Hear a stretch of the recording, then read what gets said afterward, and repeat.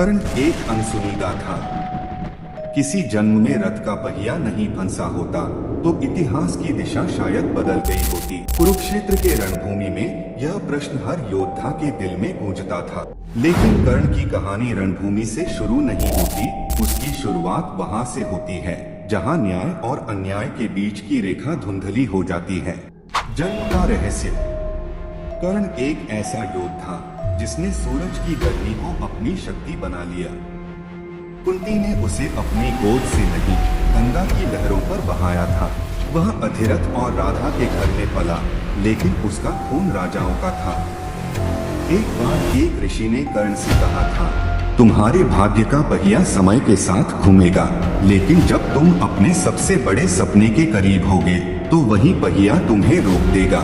कर्ण ने इस भविष्यवाणी को हंसी में उड़ा दिया। द्रोणाचार्य का अन्याय। जब कर्ण ने धनुर्विद्या सीखने की ठानी तो द्रोणाचार्य ने उसे यह कहकर मना कर दिया, राजाओं के बीच रथसारथी का पुत्र नहीं बैठ सकता। कर्ण ने गुरुदक्षिणा के लिए परशुराम से विद्या ली, लेकिन झूठ बोलकर। यही झूठ उसके जीवन का सबसे बड़ा अभिशाप बन गया। एक दिन परशुराम कर्ण की गोद में विश्राम कर रहे थे। तभी एक जहरीले बिच्छू ने कर्ण को डस लिया। दर्द असहनीय था, लेकिन कर्ण ने एक शब्द नहीं कहा। परशुराम जागे और बोले, ऐसा धैर्य केवल क्षत्रिय में हो सकता है। तुमने मुझसे झूठ कहा। तुम्हें शाप है कि सबसे महत्वपूर्ण समय पर तुम्हारी विद्या तुम्हारा साथ नहीं देगी। मित्रता और वफादारी। कर्ण को जीवन भर एक योद्धा के रूप में स्वीकार्यता नहीं मिली, लेकिन उसने मित्रता का असली अर्थ समझा।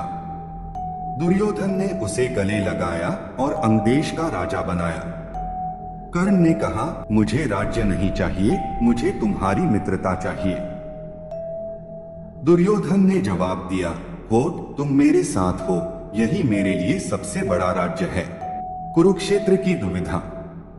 महाभारत के युद्ध में कर्ण ने हर चुनौती स्वीकार की।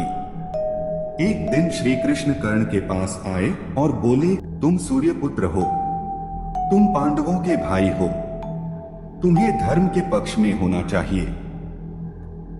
कर्ण ने कहा, धर्म वहां नहीं है जहां सत्य है, धर्म वहां है जहां वचन है। मैंने दुर्योधन का साथ देने का वचन दिया है। श्री कृष्ण ने उसकी वफादारी को सराहा, लेकिन कर्ण का त्याग देखकर उनकी आंखें नम हो गईं। अंतिम युद्ध। कर्ण और अर्जुन का युद्ध देवताओं तक को थमा गया। कर्ण का रथ का पहिया जमीन में धंस गया। उसने अर्जुन से कहा, धर्म के लिए मुझे अपना पहिया ठीक करने दो। लेकिन कृष्ण ने अर्जुन को याद दिलाया, कर्ण ने कभी धर्म की परवाह नहीं की। अर्जुन ने तीर चलाया और कर्ण का अंत हो गया। अंत में न्याय। कर्ण के मरने के बाद कुंती ने सबके सामने उसकी पहचान प्रकट की। युधिष्ठिर ने रोते हुए कहा, हमने अपने सबसे बड़े भाई को खो दिया। लेकिन तब भी इतिहास ने कर्ण को नायक नहीं माना। वह आज भी एक सवाल बनकर खड़ा है, क्या वफादारी धर्म से बड़ी हो सकती है? कर्ण की गाथा यही सिखाती है कि जीवन में सही और गलत के बीच चुनाव करना सबसे कठिन कर्म है।